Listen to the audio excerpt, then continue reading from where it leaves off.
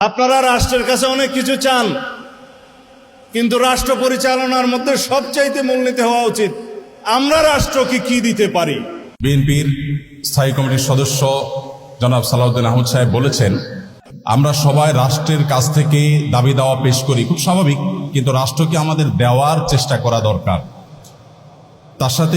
পরিপূর্ণভাবে সহমত পোষণ করে একটি কথা আমি বলতে চাই, সেটা হলো এদেশের 3 লক্ষ মসজিদের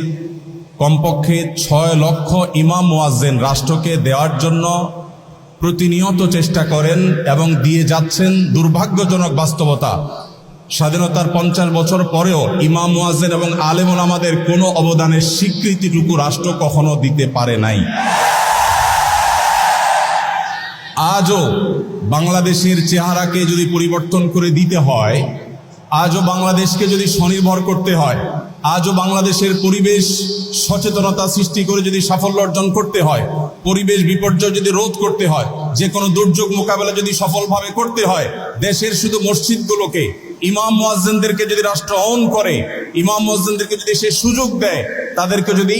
অন্তত কাজ করবার পরিবেশটা করে দেয়, আমার বিশ্বাস বাংলাদেশের চেহারা পরিবর্তন করতে আর কোনো কিছুর তেমন বেশি প্রয়োজন হবে না।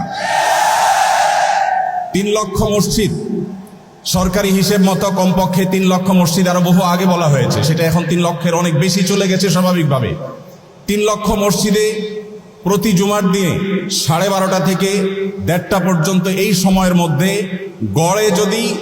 100 মানুষ একটা মসজিদে জুমার নামাজে খতিব সাহেবের খুতবা শোনার জন্য আসেন, তাহলে 3 কোটি মানুষ হয়। বাংলাদেশের সমস্ত টিভি চ্যানেল, সমস্ত মিডিয়া একযোগে সবচেয়ে পিক টাইমে এত বেশি দর্শক কখনো পায় বলে আমি মনে করি না। এবং সারা সপ্তাহের সবচেয়ে মূল্যবান সময়